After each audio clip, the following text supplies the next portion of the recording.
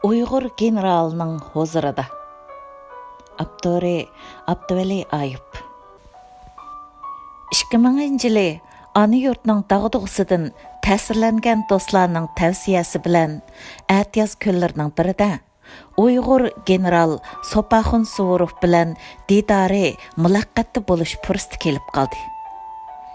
Xiyolimda Sopaxunkamning mazkur romanning 2-tomining muqovisidagi ay yulduzliq pagun taqıgan jasur turqi har xil kayfiyatda gavdalanib yo'l bo'yi manga hamroh bo'ldi. Oxiri u tavarruk g'azimizni ko'rdim. Ko'z oldimda muqovidagi keskin qo'mondan emas, ko'zlar yashang'irab, ballari mukchaygan bir buvay turadi. Sopaxunkam bizni ko'rib, bak hayajonlandi bo'g'ay, harakatining qo'laysiz bo'lishi qarmay, hammaylar bilan tafsiliy ko'rishib, o'qishimizni so'rashtirib chiqdi. Biz ana yurtda tasvirlangani bo'yicha og'zimizga tegmay savol so'rashib, buvayning atrofiga o'lashdik. Askarlarimning komandalari Uyg'urcha edi. Sopaxunkamdan Xo'janiyaz hoji qo'zg'alini va milliy ozodlik inqilobiga qatnashish jarayoni haqida so'rganimizda uning mo'nglanib turgan ko'zlari biroqla nurlangan edi. Shu chog'da bu muborak zotning ovozini saqlab olmaganimga ko'p pushmon qilaman. U kishining deganlari ichida qo'zg'alang maxfiyatligi oshkorlanib qilib, muddatdan burun qo'zg'alishga to'g'ri keldi. Dushman necha ming askar bilan yo'l bo'yi qo'g'lab, to'sib, zarba berib, ko'p holsiratdi. G'uljiga yetib borganimda 200 dan ortiq askarimdan aran 90 nachisi hayot qolgan edi. G'uljiga berishimizga bizni Rus ofitserlar qurolsizlantirishdi. Keyin Elixon to'ram aralashib, qurollarimizni qaytarib berdi. Biz borganda cho'ng komandirlarning ko'pinchisi Rus bo'lib, askarlarning buyruqlari butunlay Ruscha ekan tuq. Cho'ngroq harbiy yig'inlarda plan Ruslardan bo'lib, Uyg'urlardan maxsus harbiy ta'lim ko'rganlarning kamligi bakmo bilingan ekan. Biz kelgandan keyin bu ishlar bir oz o'zgardi. Dastlabda bizning qismlar Uyg'urcha komanda bo'yicha mashg'ulot qiladi. Keyin bara-bara Uyg'urcha komanda umumlashdi. Ana yurtni asli 7 qism degandi. Gap arlig'ida Sopaxunkam. Marhum Zo'rdin Sabirning o'zi bilan bir qancha qatim ko'rishganligini aytdi. Marhum manga 1944-yillardagi milliy ozodlik inqilobi haqida 7 qismliq bir tarixiy roman yozmoqchi bo'layotganligini aytgan edi. Balkim marhumning salomatligi yor bermagan bo'lishi mumkin. Yoki boshqa sabablar bo'lishi mumkin. Kitob 3 qism chiqdi. Zo'rdin Sabir men bilan uzoq mungdashgan va ba'zi yozmalarni ilib ketgan edi. Romanni nashr qilinishi bilan o'qib chiqdim. O'ylaganlardek yezishga tirishibdi, lekin ko'p qisqartibdi. Biz Sopaxunkamning uyida bir sızma rasmni ko'rdik. Rasmda otga minib turgan 2 er va bir ayolning obrazi to'pning ichida alayda gavdalanib turadi.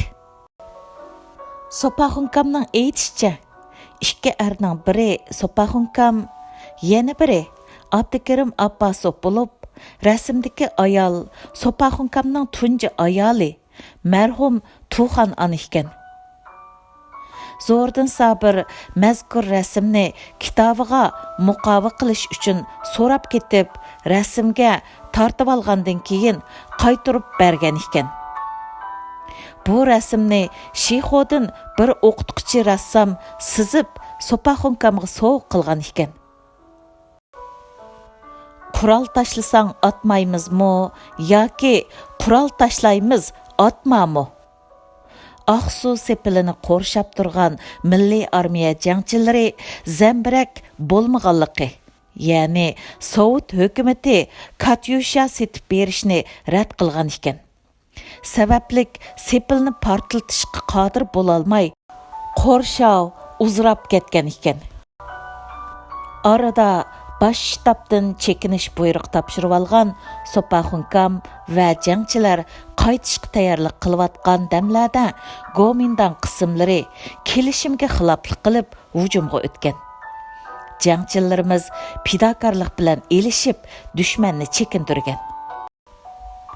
Dushman bir oz etishib o'q to'xtatgan va qurollarining uchini yerga qartib, "Javchang busha", ya'ni qurol topshirsang atmaymiz deb olg'a yurgach vaqirashgan.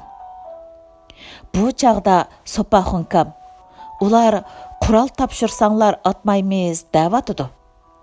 Qirib tashlayli desa, Abdukarim Abbasov qurol topshirimiz atma devatidi deb ikkalan talishib qolgan. Sopaxunkam, Abdukarim, taslim bo'ladigan dushman qurollarni tashlab bir yerga to'playdi, ondan quruq qo'l bo'lib vakil avatidi desimi, Abdukarim Abbasov qoyil bo'lmay askarlarga tayyorlik buyrug'i bergizmagan. Mushundaq bexastalikni kutib turgan dushman armiyasi g'aljirlarcha hujumga o'tgan, natijada nurg'un jangchi shehid bo'lgan. Bizning balalar qiziqmaydi.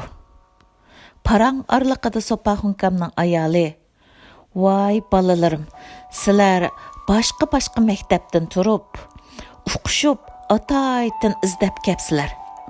Anglab tursam, shuncha jiq tarixlarni so'rab ketdinglar. Bizning balalar dadisidan bularni so'rabmi qo'ymaydi. Dadisi to'g'ri kelib so'zlab sasimi qiziqmaydi. O'rnidan dast turolmaydigan mushu odam jinida to'xtamay kitob o'qiydi. Beshidan o'tganlarni burulla kitob qilib yezib bo'lgan. Ammo muharrirlar jiq o'zgartiyotgachga nashr qilishga unimidi. Chiqmasa chiqmasin, lekin yolg'onni qatqizmayman deydi. Bu odamdagi qandoq jonki, sovuqda dugdaymaydi. Issiqdan salpiyib ketmaydi. Midirli alisli cheniqidi.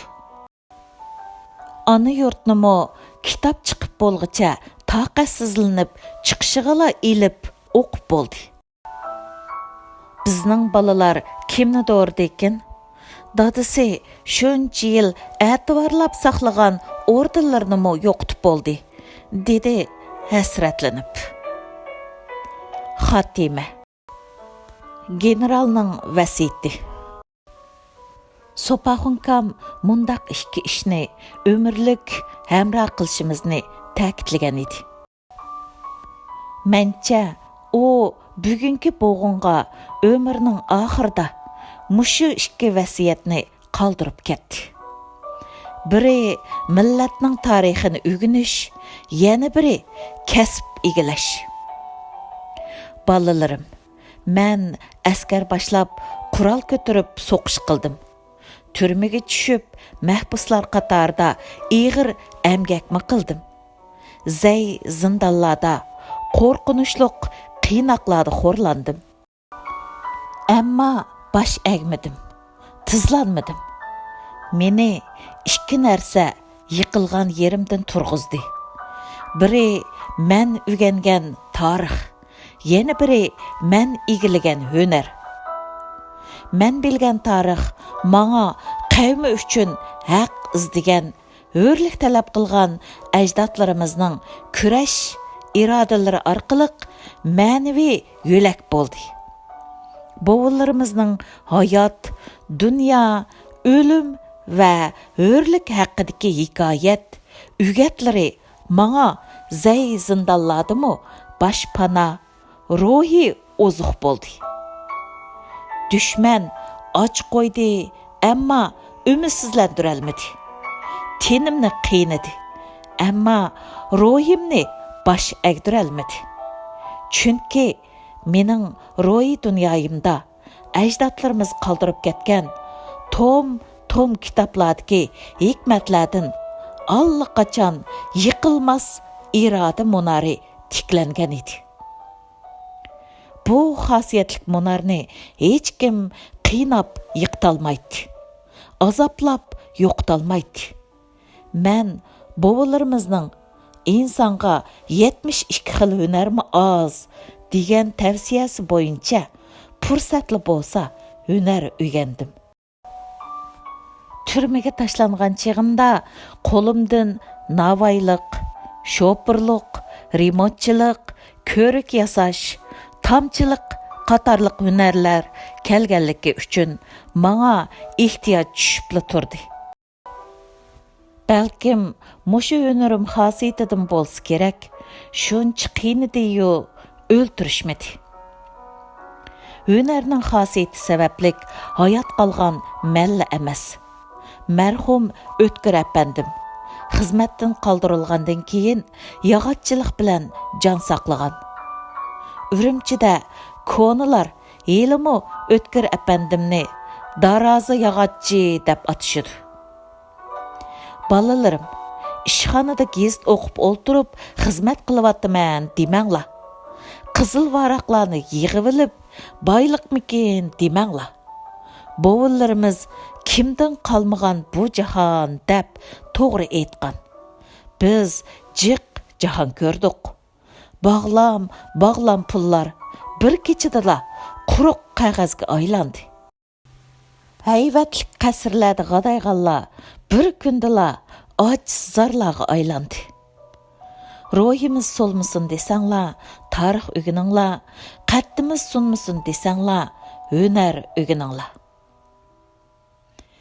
Kəminə, ömürlük cəngçi, yıqılmaz əzmət, Sopaxun Suvorov bilən körüşkən minutlarını məngü unutmayman. Bu ərziməz yazmam arqılıq mərhumның royiga əmillik tilayman. Uluq Allah mərhumның yatqan yerini cənnət qılğay. Mərhumның g'oyi məş'ilini avlodlar qalbida məngülük qılğay. Tugidi. 2016 yıl 22 iyun.